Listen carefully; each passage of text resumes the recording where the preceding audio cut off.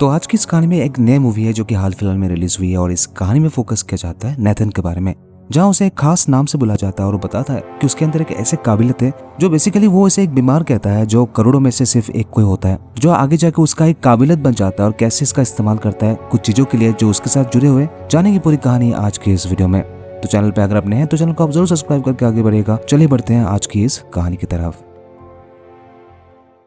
कहानी की शुरुआत में नेथन केन को दिखाया जाता है जो कि एक बड़ी बैंक में असिस्टेंट मैनेजर होता है, जो अपने करियर में तो ग्रोथ कर रहा होता है लेकिन अपनी असल लाइफ में बिल्कुल भी अकेला होता है। वो हमेशा ये सोचता है कि कभी ना कभी उसकी जिंदगी में कोई लड़की आएगी, लेकिन उसके एक जेनेटिक डिसऑर्डर की वजह से अगर किसी लड़की को पता चल जाए तो शायद ही कोई लड़की उसके साथ रहेगी।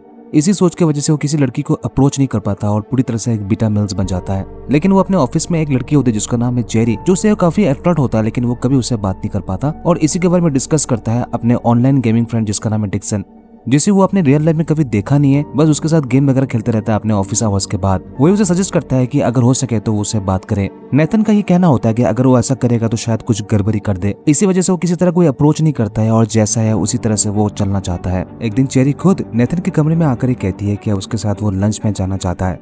इससे वो काफी नर्वस फील कर रहा होता है और बातों बातों में कह देता है कि उसके पास वक्त नहीं होगा। लेकिन इसके बाद वो डिसाइड करता है कि अगर ये मौका भी चला जाए तो फिर किसी लड़की के साथ वो कभी बात नहीं कर पाएगा। जिसके बाद वो चेरी को बुलाकर ये कहता है कि वो चलने के लिए तैयार है। इसके बाद दोनों लंच में जाते हैं और यहाँ नेथन चेरी को सब कुछ सच्चाई बताना चाहता है उसके डिसऑर्डर के बारे में।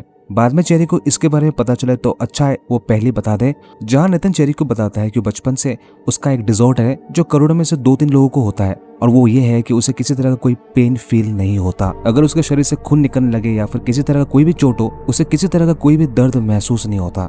अब ये सुनने के बाद चेरी थोड़े से टेंस थी कि ऐसा कैसे हो सकता है, जहाँ नेथन उसे बताता है कि ये उसकी एक काबिलियत है और इसी वजह से उसके बहुत ही कम दोस्त हैं। जिसके बाद चेरी कहती है ये तो एक सुपरमैन वाला क्वालिटी है। अब नेथन के लिए ये तारीफ पहली बार किसी ने किया है, क्योंकि बचपन से अपने स्कूल में जब उसके दोस्तों को पता चला था कि उसे मारने से किसी तरह का कोई दर्द नहीं होता, तो बहुत लोगों ने उसे बुली करने की कोशिश किया था, जिसके बाद वो लोगों से मिलना जुलना बिल्कुल बंद कर दिया था। लेकिन चेरी नेथन के इस डिसऑर्डर को बिल्कुल पॉजिटिव तरीके से लेती है और कहती है कि वो बिल्कुल स्पेशल है। जिसके बाद चेरी नेथन से एक रिक्वेस्ट करता है क्या उसके साथ वो एक आर्ट गैलरी में जाना चाहेगा, क्योंकि वो एक आर्टिस्ट भी है। अब नेथन कैसे ना कर सकता था, वो चलने के लिए राजी हो जाता है। इसके बाद दोनों आर्ट गैलरी पहुंच जाते हैं जहां चेरी की खूबसूरत आर्ट टंगे हुए थे और सारे के सारे आर्ट काफी क्रिएटिव थे।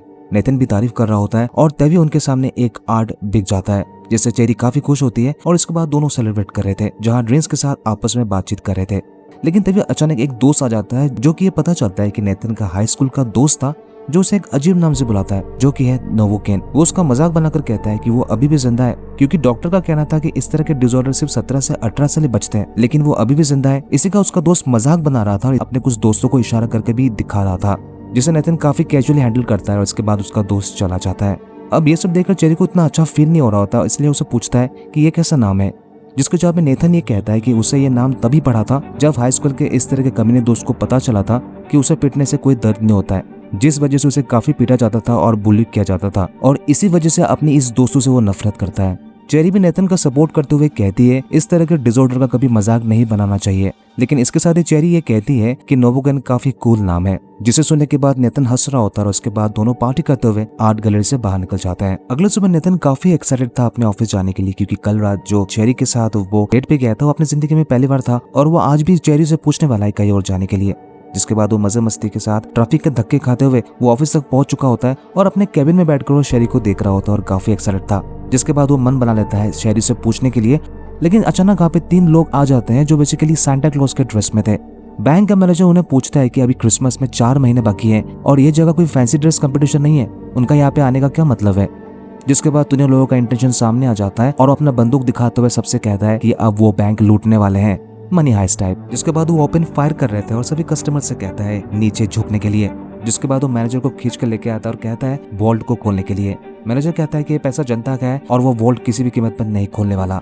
अब ये सुनने के बाद उस लुटेरे को काफी गुस्सा आता है और वो मैनेजर को बुरी तरह से पिटता है, पीट कर उसे अधमरा कर देता है और इसी दौरान उसका सांता क्लॉज का बियर्ड नीचे आ जाता है। जिसके बाद वो मैनेजर उसका चेहरा देख लेता है और वो लुटेरा कहता है कि अब वो किसी भी कीमत पर उसे जिंदा नहीं छोड़ सकता, क्योंकि उसने उसका चेहरा देख लिया है। जिसके बाद वो अपना बंदूक निकालकर उस मैनेजर को वही ठोक डालता है। ये सब कुछ चेरी के सामने हो रहा होता है और वो काफी डरी हुई थी। जिसके बाद वो चिल्लाता है कि असिस्टेंट मैनेजर कौन है और नेथन को पकड़ के लाता है और उसे कहता है कि वॉल्ट को खोलने के लिए। नेथन अपने मैनेजर का लाश देखकर काफी दंग रह गया था और उसे भी कई झापड़ मार रहा होता है, लेकिन इसका कोई असर उसके ऊपर नहीं हो रहा था। फिर नेथन को मारकर जमीन पर लिटा देता है, जिसके बाद वो लुटेरा और मारने वाला होता है, लेकिन तभी चेरी उनसे रिक्वेस्ट करता है ऐसा नहीं करने के लिए। वो लुटेरा समझ जाता है कि दोनों के बीच कोई कनेक्शन है और इसके बाद वो लुटेरा चेरी को उठाकर उसे भी पीटने लगता है, जिसके रिस्पॉन्स में नेथन कहता है कि वो कोऑपरेट करने के लिए तैयार है। जिसके बाद नेथन कोड बता देता है और वो लुटेरा नेथन को बंदूक से मारकर उसे बेहोश कर देता है। तीनों लुटेरे में से एक लुटेरे बाहर देख रहा होता है कि पुलिस आने वाले है कि नहीं, और दो आराम से बैग भरने के बाद यहाँ से निकल रहे थे और तभी वो देखते हैं कि पुलिस वहां तक पहुंच चुकी थी और इसी वजह से वो चेरी को भी साथ लेके जा रहे थे ढाल बनाने के लिए। और फिर वो बाहर निकल कर पुलिस वालों से कहता है बंदूक नीचे फेंक देने के लिए। पुलिस वाले भी यही कर रहे थे जैसे कि बताया गया था, और जैसे ही वो बंदूक नीचे फेंकते हैं उनके ऊपर अंधाधुंध फायरिंग किया जाता है और सभी पुलिस वाले वही ढेर हो जाते हैं। तभी नेथन को होश आता है और देखता है कि वो लुटेरे चेरी को भी साथ लेके जा रहे हैं और सभी पुलिस वाले मरे हुए हैं। तभी नेथन सोच पड़ जाता है कि अब वो क्या करे। तभी वो देखता है नीचे पुलिस की गन पड़ी हुई थी, जिसके बाद वो गन और गाड़ी लेकर चेरी को बचाने के लिए वो भी उनके पीछे पड़ जाते हैं। अब तीनों लुटेरों को ऐसा लग रहा होता है कि इतना आसानी से सब कुछ हो गया है और वो सभी अमीर बन चुके हैं, लेकिन तभी उन्हें पता चलता है कि पुलिस की गाड़ी उन्हें फॉलो कर रही है, जिसके अंदर नेथन था। और यहाँ पे जो चोरों का बॉस होता है वो कहता है कि फिलहाल के लिए वो दो अलग रूट लेने वाले हैं और तीसरे वाले से कहा जाता है कि जल्द से जल्द वो अपने अड्डे में मिले। जिसके बाद नेथन देखता है कि गाड़ी दो अलग रूट ले रही होती है और वो ये सोच रहा होता है कि चेरी कौन सी गाड़ी में होगी। जिसके बाद वो दूसरी वाली गाड़ी को फॉलो करने लगता है। वो गाड़ी कुछ दूर जाने के बाद रुकावटें आ जाती है, जिसके बाद नेथन गाड़ी से निकलने के बाद उस गाड़ी तक पहुंच जाता है, जहां वो देखता है कि वो लुटेरा गायब था और शेरी भी नहीं था। तभी नेथन तीसरे लुटेरे को देखकर उसे बंदूक दिखाते हुए कहता है कि चेरी किधर है। वो लुटेरा काफी स्मार्ट था और नेथन को देखते समझ चुका होता है कि वो पुलिस वाला नहीं है और उसे गन भी चलाना नहीं आता है। जिसके बाद वो नेथन को पीटकर वहां से भाग जाता है। जिसके बाद नेथन भी उस लुटेरे का पीछा करने लगता है और पीछा करते हुए पास के एक होटल के किचन रूम में आ जाता है, जहाँ पे दोनों के बीच खतरनाक मार कुटाई शुरू हो जाता है और वो लुटेरा नेथन को जान से मारने वाला होता है। तभी नेथन बंदूक उठा लेता है और उसे शूट कर देता है, जिससे वो लुटेरा वही खत्म हो जाता है। अब नेथन उस लुटेरे को मारने के बाद काफी शौक में था, क्योंकि अपनी जिंदगी में पहली बार किसी को मारा है। जिसके बाद उसके पॉकेट से मोबाइल ले लेता है और उसमें से बहुत सारे नंबर्स थे। जिसके बाद वो जल्दी से गाड़ी लेकर वहां से निकल जाता है। तभी वो अपना ऑनलाइन फ्रेंड डिक्सन से कहता है कि कुछ नंबर के बारे में पता लगाने के लिए, क्योंकि डिक्सन एक हैकर भी था। और ये सुनने के बाद डिक्सन नाराज हो जाता है और कहता है कि वो बस उसका एक ऑनलाइन गेमिंग फ्रेंड है, आज तक उसने कभी उसे देखा भी नहीं है, तो वो उसकी मदद क्यों करे। नेथन डिक्सन से रिक्वेस्ट करता है कि पूरे दुनिया में वही उसका बेस्ट फ्रेंड है और सिर्फ वही कर सकता है। जिसके बाद डिक्सन मान जाता है और कहता है कि सिर्फ एक ही बार वो उसकी मदद करेगा, क्योंकि वो किसी तरह के झमेले में नहीं फंसना चाहता। इसके बाद डिटेक्टिव्स पहुंच चुके होते हैं उस बैंक में और उनका यही शक होता है कि नेथन भी उनसे मिला हुआ है, क्योंकि उसने वोल्ट को खोलने का नंबर बताया था और इसी के साथ पुलिस के गन और गाड़ी लेकर भागा था, जिसका पीछा करते हुए उस लुटेरे तक पहुंच चुका होता है जो कि अभी अभी नेथन ने मारा था। अब यहाँ पे उनका ये शक था कि नेथन ने ही मदद किया था उन्हें बैंक लूटने के लिए। जब उनके बीच कोई अंडरस्टैंडिंग नहीं हुआ तो नेथन ने इसे मार डाला। जिसके बाद डिटेक्टिव मिन्सी नेथन को कॉल लगाता है और नेथन कॉल पिक करने के बाद बहुत ही कैजुअली जवाब देता है और उल्टा वो बता रहा होता है कि वो चेरी और उन लुटेरों को पकड़ने के लिए उनका पीछा किया था। डिटेक्टिव मिन्सी कहती है कि ये काम पुलिस वाला का है, वो अपने आप को सरेंडर कर दे।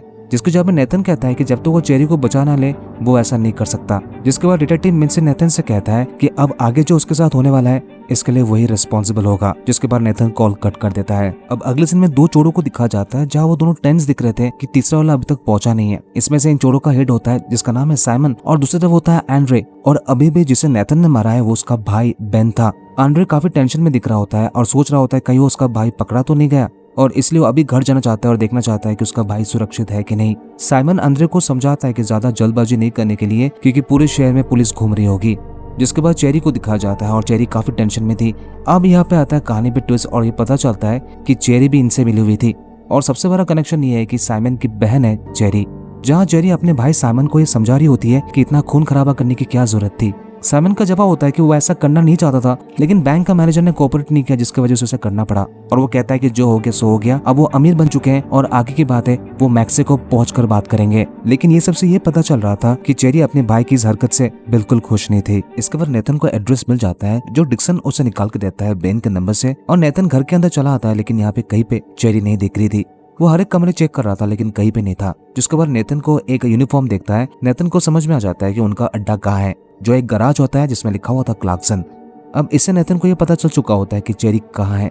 अब जैसे नेथन यहाँ से निकलने वाला होता है, उसका पैर एक रस्सी में गिर जाता है जो कि बेसिकली एक ट्रैप था, और उसका पैर वहाँ पे फंस जाता है और वो सीधा उल्टा लटकने लगा था। अब नेथन की ऐसे हालत हो चुकी होती है वो अपने आप को छुड़ा भी नहीं सकता। जिसके बाद एक बार फिर से वो डिक्सन को कॉल करता है और कहता है कि उसने जो एड्रेस बजा था वहीं पे उसे आना पड़ेगा और उसे छुड़ाना पड़ेगा, क्योंकि वो उल्टा लटका हुआ है। अब डिक्सन नेथन से ये कहता है कि अब वो और उसकी मदद नहीं कर सकता, नहीं तो वो फंस सकता है। लेकिन एक बार फिर से नेथन दोस्ती का कसम वगैरह दे रहा होता है, जिसके बाद डिक्सन मान जाता है और कहता है कि अभी पहुंच रहा है अपने बाइक के साथ। जिसके बाद कुछ ही देर के अंदर आंद्रे घर में आ जाता है अपने भाई को ढूंढते हुए। वो उसे पूछता है कि वो है कौन और उसका भाई किधर है। नेथन का जवाब होता है कि वो बस चोर था और यहाँ पे वो चोरी करने आया था, लेकिन वो उल्टा फंस गया है। आंद्रे को समझ आ चुका होता है कि नेथन कोई चोर नहीं है। तभी आंद्रे को साइमन की तरफ से कॉल आता है और कहता है कि उसका भाई मर चुका है। जिसको जवाब में आंद्रे साइमन से कहता है कि जिसने मारा होगा उसके सामने है, अब वो उसे नहीं छोड़ेगा। आंद्रे नेथन से कहता है कि वो उसे आसान मौत नहीं देगा बल्कि उसे टॉर्चर करेगा। जिसके बाद आंद्रे नेथन को बांधकर उसे टॉर्चर कर रहा होता है और एक चाकू लेकर उसके आंख निकालने वाला था। लेकिन तभी कोई यहाँ पे पहुंच चुका होता है और एक रॉड से आंद्रे के सर पे मारता है और वो वही बेहोश हो जाता है। नेथन चौंक गया था कि ये कौन हो सकता है। जिसके बाद वो अपना हेलमेट खोलता तो पता चलता है कि वो डिक्सन था। पहली बार दोनों एक साथ मिल रहे होते हैं। जिसके बाद डिक्सन नेथन के सभी रस्सियों को खोल देता है और दोनों गले मिल जाते हैं, जहां नेथन डिक्सन को जान बचाने के लिए उसे थैंक यू कहता है। अब जैसे दोनों भाई यहाँ से निकलने वाले थे, तभी उन्हें पुलिस की सायरन सुनाई देता है और समझ में आ जाता है कि पुलिस यहाँ तक पहुंच चुकी है। अब डिक्सन नेथन से कहता है कि तो अच्छी बात है, क्योंकि अब वो पुलिस को सब कुछ बता सकता है और पुलिस उसकी मदद करेगी। नेथन का जवाब होता है कि वो ऑलरेडी मान चुके हैं कि इस चोरी में वो खुद शामिल है। अगर वो बाहर जाएंगे तो उसे अरेस्ट कर लिया जाएगा और वो चेरी को बचा नहीं पाएगा, क्योंकि नेथन का यही इंटेंशन था चेरी को बचा सके। लेकिन जब नेथन को सच्चाई का पता चलेगा तो क्या होगा। फिर नेथन को एक प्लान आता है जो कि डिक्सन के साथ शेयर करता है और डिक्सन भी एग्री करता है। बाहर मिन्सी खड़ी थी और अनाउंस कर रहा होता है कि उन्हें पता है कि नेथन अंदर है। अगर वो 5 मिनट के अंदर बाहर नहीं आया तो वो अंदर जाने वाले हैं और उसे जबरदस्ती अरेस्ट कर लेंगे। तभी मिन्सी और उसका पार्टनर देखता है कि उस घर से कोई निकलता है और दौड़ते हुए एक वेस्पा स्कूटर को स्टार्ट करता है और उसके बाद वो भागने लगता है। जिसे देखने के बाद पुलिस भी उसका पीछा कर रही होती है, लेकिन कुछ दूर जाने के बाद वो खुद ही रुक जाता है और पुलिस के सामने सरेंडर कर देता है। लेकिन इसके बाद मिन्सी और उसका पार्टनर उसे अरेस्ट कर लेता है और पूछता है कि नेथन किधर है। उसे हैंडकफ पहना दिया जाता है, जिसके बाद डिक्सन कहता है कि उसे अरेस्ट नहीं करने के लिए वो बता सकता है कि नेथन कहाँ गया है। अगले सीन में दिखाया जाता है जहाँ नेथन उस गराज में पहुंच जाता है क्लार्क एंड सन्स में, और इससे पहले नेथन इसके अंदर जाए उस गराज के अंदर दिखाया जाता है जहाँ साइमन तैयारी कर रहा होता है पैसों के साथ अपनी बहन के साथ यहाँ से निकलने के लिए। लेकिन चेरी कहती है कि वो उसके साथ नहीं जाने वाली है क्योंकि वो उसके जैसा नहीं है। अब इसे साइमन के लिए काफी शॉकिंग था, उसे बिल्कुल कुछ समझ नहीं आ रहा होता है। जिसके बाद साइमन अपने बहन को धमकाता है बंदूक दिखाकर, अगर वो नहीं जाएगी तो उसे मार दिया जाएगा। इससे पहले साइमन कुछ करे, नेथन वहां पहुंच जाता है और साइमन के ऊपर बंदूक दिखाते हुए कहता है कि बंदूक नीचे फेंकने के लिए, नहीं तो वो उसे गोली मार देगा। नेथन साइमन से कहता है कि चेरी को उसके पास भेजने के लिए। अब यहाँ पे साइमन को कुछ समझ नहीं आ रहा होता है कि ये सब क्या चल रहा है। तभी साइमन को याद आता है ये तो वो बैंक वाला है जिसे उसने पीट कर बेहोश किया था। वो ये समझ चुका होता है कि वो चेरी का लवर है और अपने प्यार को बचाने के लिए यहाँ तक पहुंचा है। लेकिन अब साइमन सब कुछ सच्चाई बताने वाला था। चेरी अपने भाई से इशारा करते हुए कहता है कुछ नहीं बताने के लिए, लेकिन साइमन कहाँ सुनने वाला था। वो नेथन को बता देता है कि जिस लड़की को बचाने के लिए इतना कुछ करके यहाँ तक आया है, चेरी उसकी बहन है और इस चोरी में वो भी मिली हुई है। अब ये सुनने के बाद मानो नेथन के पैरों तले जमीन खिसक गई थी। वो चेरी के साथ बिता हुए मोमेंट्स को याद कर रहा होता है और साइमन ये सब कुछ बताकर एक एक कदम आगे बढ़ रहा होता है।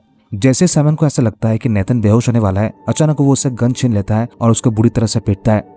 पीटने के बाद उसे घसीट कर एक गाड़ी के सामने लेके आता है और ऐसे कहता है इस गाड़ी जो कि ऊपर टंगा हुआ है उसे ऑन करने वाला है, जो कि उसके सर पे गिरने वाला है और इससे उसका सर कुचल जाएगा और वो यही मारा जाएगा। गाड़ी का स्विच दबा देता है और साइमन हंसते हुए सब कुछ मजा ले रहा होता है। लेकिन जैसे ऐसा होने वाला होता है, पीछे से चेरी आकर अपने भाई को रोकता है और साइमन अपने बहन को बुरी तरह से पीटता है। इसी के साथ वो कहता है कि उसे विश्वास नहीं था कि रिलेशन में वो इस लूजर को चुनेगा अपने खून के बदले। ऐसा लग रहा होता है कि साइमन अपने बहन को मारने वाला होता है, लेकिन तभी वहाँ पे डिटेक्टिव मिन्सी का पार्टनर पहुंच जाता है और साइमन को गोली मारता है। साइमन नीचे गिर जाता है और वहाँ पे मिन्सी भी पहुंच जाती है और एम्बुलेंस को साथ में लेकर आता है। जिसके बाद चेरी को अरेस्ट कर लिया जाता है और इसी के साथ नेथन को भी बचा लिया जाता है। मिन्सी का पार्टनर नेथन से कहता है कि वो खुशकिस्मत है कि उसका इतना अच्छा दोस्त है। दिखाया जाता डिक्सन भी गाड़ी में बैठा हुआ था और वो उसे हाई कह रहा था। नेथन ने देखकर मन ही मन मुस्कुरा रहा था। जिसके बाद नेथन को स्ट्रेचर में चढ़ाया जाता है और उसे भी हैंडकफ पहना जाता है और इसके साथ ही उसे एम्बुलेंस में भेज दिया जाता है। जब मिन्सी चेरी को अरेस्ट करके ले जा रही होती है और अपने पार्टनर को कह रहा होता है कि 24 घंटे के अंदर उन्होंने केस को निपटा दिया है, जिसे उसका पार्टनर भी अप्रिशिएट कर रहा था। लेकिन तभी मिन्सी को गोली चलने की आवाज सुनाई देती है और वो पीछे मुड़कर देखती है कि उसका पार्टनर मर चुका है क्योंकि साइमन अभी भी जिंदा है। जिसके बाद वो मिन्सी के ऊपर भी गोली चला रही होती है और मिन्सी भी डिफेंड करती है, लेकिन उसे भी गोली लग जाती है। मिन्सी घायल हो जाती है और चेरी इसी मौके का फायदा उठाकर वो गैरेज से भाग जाती है। साइमन पैसे के बैग को उठाता है और अपने बहन के ऊपर गोली चला रहा होता है और इसके बाद उसे दिखा देता है एम्बुलेंस को। जिसके बाद एम्बुलेंस के ड्राइवर को मारता है और उसी एम्बुलेंस के पीछे नेथन बेहोश था। जिसके बाद साइमन एम्बुलेंस लेके वहां से निकल जाता है। चेरी सब कुछ देख रही होती है और फिर वो सोच लेती है कि इस बार वो नेथन को बचाने वाली है।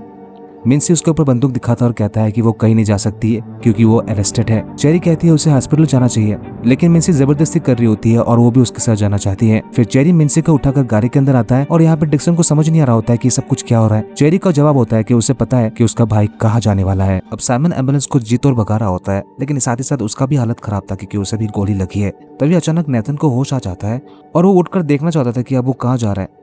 वो देखकर बिल्कुल विश्वास नहीं कर पा रहा था कि एक बार फिर से वो साइमन के चंगुल में फंस चुका है और इसके साथ ही वो देखता है कि उसके बाएं हाथ में हैंडकफ लगे हुए थे। अब नेथन सोचने पड़ जाता है कैसे इस हैंडकफ को हाथ से निकाल सके। तभी साइमन पीछे घूमकर नेथन को देख लेता और कहता है कि वो उसका पीछा क्यों नहीं छोड़ता, लेकिन इस बार वो उसे छोड़ेगा नहीं। नेथन जल्दी कुछ सोचना चाह रहा था कि अब वो क्या करे। तभी उसे एक आइडिया समझ आता है, जहाँ वो एक फायर एक्सटिंग्विशर से अपने थंब को वो पीछे मरोड़ता है और हैंडकफ को हाथ से निकाल लेता है और फिर वापस अपने थंब को घुमाकर सही कर लेता है, जो नेथन के लिए एक पीस ऑफ केक था। दूसरी तरफ चेरी फास्ट गाड़ी चलाकर उस एम्बुलेंस का पीछा कर रही होती है, जिसके बाद साइमन को पता चल चुका होता है और फिर वो और तेज गति से एम्बुलेंस को चला रहा होता है। नेथन ये सोच रहा होता है कि अब वो कैसे यहाँ से बाहर निकले। फिर साइमन उस एम्बुलेंस को चलाकर एक पोर्ट के अंदर दाखिल हो जाता है, क्योंकि कुछ ही दूर में उसका बोट खड़ा है और उसका यही प्लान है पैसा लूटकर वो बोट के थ्रू मैक्सिको जाने वाला था। और तभी नेथन देखता है एक डिफाइब्रिलेटर को, जिसे देखने के बाद उसे कुछ आइडिया सोचता है और ये वही मशीन है जिसका इस्तेमाल करते हुए पेशेंट को शॉक देकर होश में लाया जाता है। साइमन नेथन को ये बता रहा होता है कि इस बार वो पूरी तरह से उसके चंगुल में फंस चुका है, पर वो बहुत ही बुरी मौत मरेगा। नेथन भी उसे हाँ में हाँ मिला रहा होता है और उस मशीन को सामने लाकर उसका शॉक परसेंटेज 100% बढ़ाकर एक कॉर्ड अपने शरीर में लगाकर उसे सोख रहा होता है। फिर साइमन को ये अंदाजा नहीं था और पीछे से नेथन अपना हाथ निकालता है और साइमन का सर पर लगा देता है, जिससे साइमन को जोरदार शॉक लगता है और एम्बुलेंस का संतुलन बिगड़ जाता है और एम्बुलेंस पलट जाता है। नेथन को हमेशा की तरह कोई दर्द फील नहीं होता है, जहाँ उसे अब लग रहा था कि अब वो फाइनली निकल पाएगा, लेकिन तभी साइमन वहाँ पर पहुंच जाता है और उसे धक्का देता है। अब क्या था, एक बार फिर से साइमन नेथन को बुरी तरह से पीट रहा होता है और दोनों के बीच मार कुटाई शुरू हो जाता है। तभी चेरी गाड़ी लेकर वहाँ पे पहुंच जाती है और जैसे वो गाड़ी से निकलने वाली थी, मिन्सी कहती है कि अब वो आगे नहीं जा पाएगी क्योंकि उसकी हालत काफी खराब है। वो उसे अपने गान देकर कहती है कि उसके भाई ने उसके पार्टनर को मारा है, उसे नहीं छोड़ने के लिए। चेरी डिक्सन से कहता है कि गाड़ी चलाकर वो मिन्सी को हॉस्पिटल भेज दे, तब तक वो अपने भाई को देख लेगा। दूसरी तरफ साइमन नेथन को पीट पीट कर उसका हालत खराब कर देता है और पैर से उसका सर कुचलने वाला था, लेकिन तभी शेरी पहुंच जाती है, अपने भाई को गोली मारती है और कई बार गोली चलाती है, जहां साइमन कहीं पे छुप जाता है। लेकिन जैसी चेरी आगे बढ़ती है, उसका भाई उसे पकड़ लेता है और बहुत ही बुरी तरह से अपने बहन को एक बार फिर से पीट रहा था। चेरी अपने आप को बचाने के लिए काफी कोशिश कर रही होती है, जहाँ साइमन के सर पर खून सवार था और इस बार वो अपने बहन को नहीं छोड़ेगा। ये सब नेथन लेटा हुआ देख रहा होता है और सब देखकर उसे बिल्कुल बर्दाश्त नहीं हो रहा था और किसी तरह से अब वो खड़ा होता है और फिर जैसे साइमन अपनी बहन को मारने वाला था, नेथन पीछे से आता है और किसी नोकीली चीज से उसके गले में घुसेड़ देता है, जिससे साइमन फाइनली वही खत्म हो जाता है। नेथन का हालत बहुत ही खराब था, जो कि चेरी उसके सामने आकर कहती है, लेकिन इससे पहले वो कुछ कह सके साइमन बेहोश हो जाता है और तब तक पुलिस के सायरन सुनाई दे रहा था। इसके बाद जब नेथन को होश आता है तो वो अपने आप को ऑब्वियसली हॉस्पिटल में पाता है और तभी वो देखता है डिक्सन को, जो उसके साथी था। वो डिक्सन से पूछता है कि उसे हुआ क्या था। डिक्सन ऐसे कहता है कि पिछले 2 महीने से कोमा में था और उसके बहुत सारे हड्डियां टूटे हुए हैं, लेकिन वो जल्दी ठीक हो जाएगा। तभी वो डिक्सन से पूछता है चेरी के बारे में। डिक्सन का जवाब होता है कि चेरी बिल्कुल ठीक है, लेकिन फिलहाल उसे 2 साल की सजा हुई है। तभी डिटेक्टिव मर्सी वहां पहुंच जाती है अपने कुछ पेपर्स के साथ और नेथन से कहती है कि उसने जो कुछ भी किया उसके ऊपर बहुत सारे चार्जेस लगे हैं, लेकिन उसने जो कुछ भी किया सही इंटेंशन के साथ किया था और इसी वजह से सजा के तौर पर उसे बस 6 महीने के लिए हाउस अरेस्ट में रहना होगा। इसके बाद वो अपने काम में वापस लौट सकता है। मर्सी नेथन को बेस्ट विशेस देकर वो वहां से चली जाती है। तभी डिक्सन नेथन से कहता है कि वो उसके साथ ऑनलाइन गेम मिस करता है। नेथन कहता है कि वो ठीक होने के बाद ही फिर से वो गेमिंग शुरू करेगा। अब कहानी 1 साल के बाद दिखा जाता है, जहां नेथन पूरी तरह से ठीक हो जाता है और वो डिक्सन के साथ एक बार फिर से गेमिंग में लगा हुआ था, लेकिन तभी उसे याद आता है कि आज चेरी का बर्थडे है और वो गेम को बीच में छोड़कर चला जाता है। फिर नेथन जेल में जाता है, जहाँ वो चेरी से मिलता है और चेरी के साथ सभी कैदियों के बीच वो छोटा सा एक बर्थडे सेलिब्रेट कर रहा होता है। तभी देखते देखते 20 मिनट हो चुका होता है और चेरी को वापस अपने प्रिजन में जाना था। जाते जाते चेरी उसे कहता है बस उसे 1 साल उसके लिए वेट करना है। नेथन भी इसे एक्सेप्ट कर लेता है और वो चेरी को जाते हुए देख रहा था और इसके साथ ही वो चेरी का केक एंजॉय कर रहा था। यही दिखाते हुए इस मूवी का एंड यही हो जाता है।